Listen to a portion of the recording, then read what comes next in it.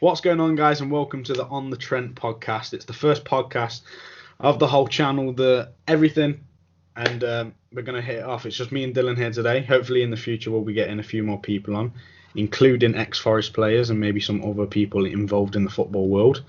But no waffling, let's just get straight on into it. Let's speak about, Dylan, me and you, right Yeah. now, here today, Uh-huh. the start of the season, where it went wrong for Sabri Lamucci, and then the start of Chris Hughton's tenure. Quick question. Is it PG? No. Alright, it sounds like a shit show. That's what I like to hear. It's been one of the hardest times to support Forest in a long time, I think, personally. Them first 4 games under Lamucci, no offense to Lamucci, I love what he did last season. He put it this way, he made a lot of people believe back in the club that we could 100%. challenge last season. Unfortunately, it went wrong in the last 9 games, but these things happen in football. We'll move on with it. But them first 4 games, it did not look like the same team. No, it didn't. To be honest, let's not like the same team all year. That's the problem. And I just, whether it's because of the lockdown as well, this year football just fucking depressing. I totally agree. We go from this time last year nearly beating Leeds at home, one of the greatest moments, one of the greatest in-game experiences of my life, as in when it comes to being at the stadium, the atmosphere, the belief, the hope, to a year on being currently sitting what? Where are we in the league? 20th? Yep. 3 points off for drop. Like, what the fuck, man? Like, the realisation hit me a few weeks back when we played Stoke away. The game away at Stoke last year, we went top of the league for the night when we won that game. Yeah. And look where we are now, a year on. But who to blame? I don't know. You can all start finger pointing and everything, but it's not going to change anything. We've had an abysmal start to the season. It's not got any better yet. No. I mean, we're starting to look up at these last 5-6 games, but are we? Not performance-wise, results-wise. I'm just, I don't know. I'm not. It's just, I don't know. How do I say this without sounding like a total loony? I really think Hugh's going to do a good job for us, but right now I just can't see what. We're just boring to watch. Maybe it's because I'm not at the stadium as well. Maybe that's why. I was saying this the other day that it's boring to watch, but sometimes it's what you have to go through in a time like this where we're struggling to get results and struggling to put the performances to then grab the points, the odd 3 points here and there. Like, the points is the main point right now. If sitting back and defending against many teams in this division is what's going to get us the points this season, I know it sounds stupid, but to keep us in the division, then it's what you've got to do. I shouldn't even be saying that. Yeah, the fact that we're just saying that as well is just so depressing. Them first 4 games, you could tell that it was the beginning of the end for Lamucci. 100%. Like, we could not string a pass together. We didn't score a goal in the first 3 games, and then a Freeman rocket in the 4th game was all we scored in them first 4 games. Compared to a team last year that we wasn't free scoring for fun, but we could score goals. Yeah, we could. We did. And it's the way we played. It was we sat behind the ball and then hit them. Yeah. Well, Lamucci, sadly, as much as I love the guy, and at least I think whether I did want him to go, but I think I didn't want to go at the time, so I must stick with that belief. It was time for him to go. Maybe if we would have kept him, he maybe would have turned it around, but who knows? That's part and parcel of football. 100%. Just got to get on with it. But in the man come, Chris Hughton. Yeah. Very good record in this division. Highly rated by all the pundits. Everyone that wasn't Forest fans were telling me it's a great signing. Yeah. We've seen what he did with Brighton and Newcastle and all the other teams, and very good appointment at this level, in my opinion. Especially if the wages aren't too big and stuff like that, then very good appointment, because he's a big footballing man. He's hands-on. Yeah, it just depends if he's took over a poison chalice. Yeah. That's something that worries me, because the squad's shite. Fucking players don't care. Yeah. The owner seems to be more bothered about Olympiacos. hmm We've got a director in that. What's his name? Dan Taylor. Daniel Taylor slags off Yeah. constantly. That's another thing I want to say as well. Like, this is going to be controversial, I know, but I rate Daniel Taylor as a journalist. As obviously, this is not going to get me good because obviously I'm studying to be a journalist. But like, he says he's a Forest fan, but we Forest will lose, and then he'll put something about an article about how the board's run bad, and he knows that spirits are right now are low. He knows that there's a lot of anger, so he does that to get clicks for his article, Of course he and he does. knows up here. And I just think maybe I'm thinking differently, but as a Forest fan, as he says he is, which I believe he is, why is he doing that? hmm Why not give it a few days? Yeah, tell people. Why not tell us before the game, not Yeah. after the. Literally, he released an article about 30 minutes after we lost to someone, like when we had a bad performance. And I'm just thinking to myself, it's just not good. Twitter is not a good place to be right now for No, it's football. not. Forest fans, man, you need to. It is so toxic on Oh, Twitter. and then you have like it's just an absolute shit show. I mean, you have that fucking what's it not Mail messing up Tendai Dorica. Yeah. We should be sacked for that disgrace, especially when that. Also, I think the club is a disgrace, really. For Did you see what they Dorica. did for Jake Taylor as well? They put a picture of Yeah, Matt Fryer I in. mean that's just stupid. But going back to Tendai, maybe I'm being biased because I've met him and he's been on my podcast. But like, the guy's a nice guy. And I generally think he's our best right back. Maybe I'm Yeah, being a so bit do I. biased, So do but I. like, I was and having to this let him go exact like that, conversation the other day that people forgot how good he was as a right back because of how good Cash was last season. he was close Cash Cash under stole the Crank. show last season when he got injured. Yeah, But 100%. a lot of people forgot what he did week in, week out. Like, Under don't get me Crank, wrong, he when he was first class. joined the club back, it was stop start for him. Yeah, Couldn't really yeah, get going. But that them last, I'd say 15 to 30 games before he got injured of that last season, yeah. he was consistently performing week in, week out. 100%, 100%. I just think I look at Christie and I really don't like Christie. No. Not as a person, as a player. I just don't see what he brings. I'm a bit confused, to be fair. And the exact same. Sometimes I mean, Can't trap. he has looked better recently. But I tell you what, both fullbacks, fuck me, they can't put a cross to save their No. fucking lives, can they?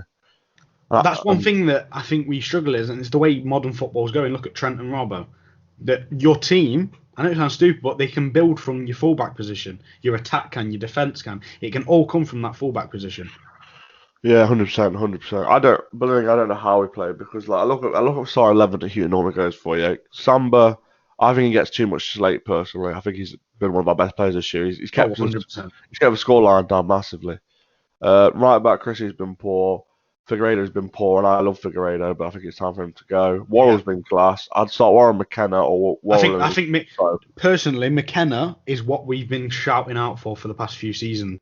A defender that's not scared to go and get his head on it. Yeah, I think So's underrated as well. I think he's massively underrated. I think love him. we should play a three at the back, but maybe Yeah, I'm calling for that. Mbeso on the right hand side, Worrell in the middle, McKenna on the left hand side. And then I go Ribeiro. He's one of my favourite players. He's been a bit off this year, but he's still better than Bong, I think. Yeah. Personally.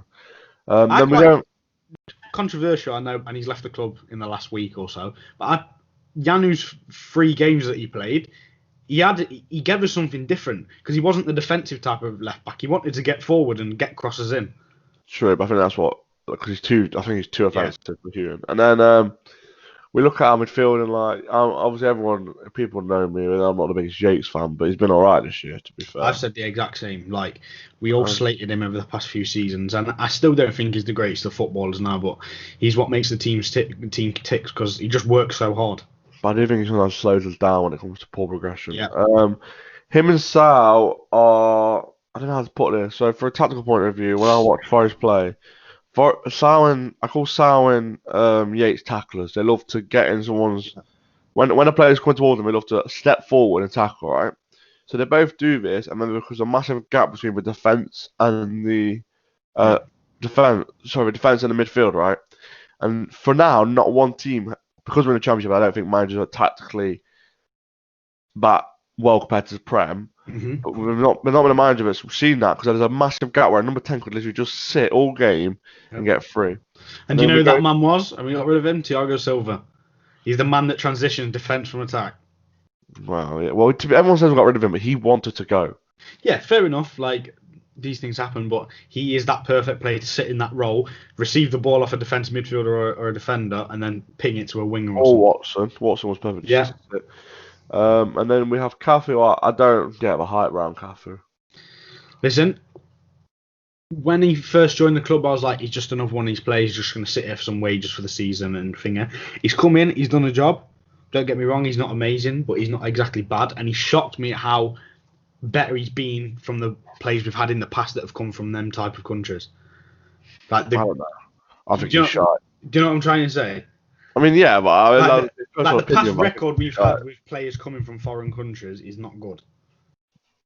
I just think I look at him and I think he's our number 10. I look at number 10, we've got out on loan, the Portuguese wonder kid. And I'm like, fuck me, Forest, we fucked up. And we go to the wings. Maybe he's the only one that tries, to be fair. Yeah. Not that he does good, but he does try. Yeah. Lolly's just not nowhere near himself. With Lolly, right? I know not 100. I know 30,000 times won't watch this podcast, but everyone needs to chill with Lolly because he has shin splinters, right? And they went away for like 3 years, and that's when he was unreal. So they've come back. So that's why he's not turned shit because he doesn't care. Yeah. He's just, he's just in pain. Knockout's been one of the only creative spots we have. I personally think we'd be stupid to let him go. I know the deal's done now, but if we would not have renewed that deal, we'd be stupid. The guy is class on the ball. 100%. And then grabbing up top. Grabbing just does grabbing things. But then again, he's getting no service. He's getting nothing. Yeah. He's literally... Him and Taylor are getting nothing. Don't get me wrong, these are stone cold killers in the box. Like, they get a ball at their feet, it's going in. Yeah. But it's getting the ball to their feet. That's the problem. Our transition is shocking. But like we said, there's a kid out on loan somewhere in Spain. Or we have Brendan Johnson as well, who's been tearing it up. Yeah. You say he doesn't want to bring him back, so it's like, what the fuck, man? There's a big debate there. Do you keep him out on loan and let him progress and bring him in next season, or do we really need him now to get us out of this shit show and bring him back? Yeah, In my opinion, I'd bring him back because we need him. But if he brings him back, he's got to play every single game. That'll be my January transfer window. Just bring him back. Try and sell as much deadwood as we can. Yeah. And look, the thing is, on paper, we've got a decent team. Yeah. I generally don't know where to improve. Maybe another winger. And then maybe another CDM that can actually progress the ball forward. I've seen this morning that Houghton wants to add a winger and an attacking midfielder, which is... You've got an attacking midfielder out on loan in League One at the minute who's... Really doesn't rate him, does he? Playing for fun. He doesn't rate Jar because if I obviously I know if I was manager and I stepped to Forest, I'd be trying to get Jar back in a heartbeat. I'd be trying to get, if not Jar, trying to get Johnson back in a heartbeat. Why go out and spend money when you can just pay a fee to get your own player back? Personally, don't get me wrong. There's something big behind the scenes that's kicked off with Carvalho. Yeah, obviously. Well, I mean, a good friend of mine has made a good point to me the other day. Said, but so 3 managers now didn't use him. Yeah. So there must be he must maybe have a maybe he just doesn't want it. Maybe he's lazy at trading. I don't know. But I say maybe he's the Dele Alli type of player that can turn up on a weekend, but midweek you just don't give a shit. Yeah, that's the thing. So, but what would you do if you what would you look? What positions would you look for in the window? I'd personally go for like Houghton said, a winger and an attacking midfielder, but I don't think we need to go looking for an attacking midfielder. We've got 2 on the books that are perfectly capable of coming into this team. Yeah, I agree. Like, we're still paying some of their wages, so bring them back. Instead of spending 2, 3, 4 million on an attacking midfielder, spend 500 grand, million, whatever the club wants, and bring them back. Well, I got the list. I got a player list up now. For me, it'd be more about getting rid of players. Like I'd get rid of Miguel. What's his name? Guerrero. Get rid of Guerrero. Yeah. And if we're in the summer, I'd get rid of. Honestly, personally, I'd get rid of Cafu. There's that other midfielder that we've not even seen yet, who's been injured all season. Yeah. Harry Arter needs to go. I think if we paid 4 million, that's ridiculous. Who else I'm looking at? Christie, you don't even sign Christie back in the summer. Don't you dare. Figueiredo, probably sell him in January, but I don't think they will. Mm-hmm. Colback, maybe get rid of Colback. Yeah. Tyler Blackett, which should be our backup. I think he's a good backup. He can play in the 2 positions. Yeah, then that's all I would do to figure it. I just can't. I'm looking now. I just don't know how Cole Jackson survives and Ten Rodrigo goes. I'm just so confused. Maybe I don't know nothing about football. I don't know. Maybe I've I seen watch a a lot of different people sport. say maybe the injury affected him in some way, shape, or form, but surely it can't affect you that badly to a point where you're being sent out to a League One team. God knows, but God knows. But that's what I do for the window anyway. Yeah, I think this window is crucial for us. It could make or break Houghton's time at Forest, because if he gets it right, then he's given time next season and hopefully we can bounce on. If he gets it wrong, then we could be down. Don't be surprised, Forest fans, if you get sacked at the end of the season. Yeah, 100%. Do not be surprised if they sack him in the season, because our club mentality. Yeah. Don't get me wrong, when Lamucci was first sacked, unrealistic, but I wanted Eddie Howe to come in. So I I'd think have, he's took, I'd have took Houghton before Howe. maybe at the time to steady the ship, yes. Howe, I don't think Howe's that good. Or it proves it. His defensive record shocking. And right now, we need a bloody defensive-minded Yeah. thingy. Also, Eddie Howe's only done it at one club. Yeah. And That's the I only also, problem. I mean, I'm not the biggest fan of Eddie Howe personally, and like controversial, but I think his signings have been shocking for Bournemouth. This is another topic, but I think just Houghton's more of a safety net. Yeah, 100%. Eddie Howe would have been the big money signing where you bring him in and it's either you either go big or go home. You give him the money and see if it goes well, or Yeah, see what he can do with his team. But that's true. in that point of time, Houghton was the perfect replacement for Lamuccia. Yeah, 100%. There was no one out there that could have done what Houghton has done to this team, in my opinion. Houghton's just a better version of Lamucci. Yeah. Similar style. Yep, sit behind the ball and try and catch teams on the counter. Yeah, 100%. Who knows? Right, so me and you, Dylan, are going to have a little chat of why it's gone so wrong at Forest. Who is to blame? I'm blaming every single person at that club. I'm not gonna sit here and blame the owner because it is his fault. Like I'd say, the owner's probably takes 30% of the blame. That guy, whoever his name is That in Vrentz charge. or something. He obviously clearly takes another 40% of the blame. Obviously, that made it clear. I'm gonna give Lamucci nothing because he's gone now. So we're at 34, so 70%. I'm gonna give 10% to Houghton a bit because I feel like he could have. I was hoping for a quicker turnaround. Yeah. So we're on 8%. I'm gonna give 20% to the players because I think the players have to fucking. They don't care at the minute. Players right now are getting such a pass from the fans because of our owners. Yeah. Our owners, yes, our owners do things. They're not the ones on the pitch. Mm-hmm. Our owners on the pitch. Get your fucking arse in gear against teams like. I mean, we got a win against Cardiff in the FA Cup, which was nice. We beat Preston, which was very surprising. But that's what I'd do. Well, that's the blame I'd do. What about you? I'm the exact same. I think a lot of people have turned away from the players and blame the hierarchy at the club. But don't get me wrong, it stems from that. It stems from the hierarchy. 100%. If the attitude's not right above, the attitude's not going to be right below. But as players on them type of wages, you've still got a job to do, whether you like it or not. Like the biggest example for me this season was that we don't care was Swansea at home. When their little 5'9" right back outjumped 6'3", 6'4" Amiobi at the back post. Yeah, 100%. That does not happen if you jump an inch or two. And it's just the small margins that we've got it wrong this season. Yeah, 100%. The players don't care. They're here for the money and that's it. Like Christie is a perfect example. He's been and done it in his career. He's got the promotion. He's played in the Premier League. What's left for him to do now? Because he's not exactly that good where he's going to get back into the Premier League. He's here for a paycheck. That's true. Well, let's try and look in the future then. Well, what are your predictions for Saturday? Millwall at home. I think we'll go three wins on the bounce. I think we'll carry on. We're going to win. Yeah. I know they got a positive result midweek against Bournemouth, but is that going to make them a bit leggy and tired considering we've not played? Maybe. I mean, I hope to win, but I just see nothing but a draw. Yeah, I'm with you. A draw could happen. I'm going 1-1. Yeah. I'm probably, if it doesn't, there's only one goal in it for Forest, so can't see us putting 2-3 past teams. Which is a shame, really. Yeah, because last season I'd say, we can put 2-3 past teams, but we could win to a watch along if we wanted to. Yeah. Comment down below if you'd like us to do a watch along for the games. Because one I follow. We could just do it on YouTube. Yeah. It's pretty simple to make up, to be fair. But Mhm. yeah, that'd be what I'd do. Come on, I'm down for that.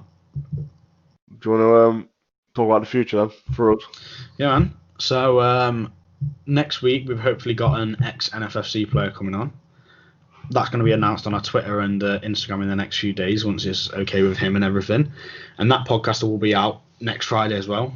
And we're hopefully going to stick to the tabs of uploading the podcast every single Friday onto our YouTube channel.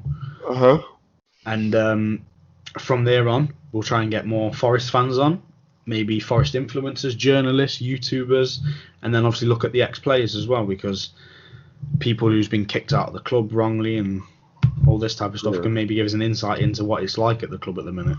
Yeah, we're not going to be able to get current players because I did. How do I put this without? So when I did some Forest players eventually, I think the ones I tried to get never got back to me. And I think that might be down to the club. So I think it's hard. It's very hard to get certain players on the podcast if they've not left the club. Where ex-players, they're not tied to anyone. So that's why it will only be ex-players. Totally agree. And no offence, if it was your job, would you like to sit here and get rinsed by a few people about your job? Because especially when we can't play football ourselves. Yeah, because don't get me wrong, like they're not coming onto the podcast to speak about what's going to be the next result, like we've just discussed. It'll be why has it gone so badly? Who's to blame? Like them type of questions will be thrown towards the players. Yeah, 100%. Yeah. And of course, they're not going to accept to come on a podcast and do that. No, that's true. That's true. But then the only good thing is that Derby's in turmoil, so happy days. Yeah. The big news. Days. Hopefully that thingy crashes and they can't, and then they get announced from administration, they get deducted 20 points, and then.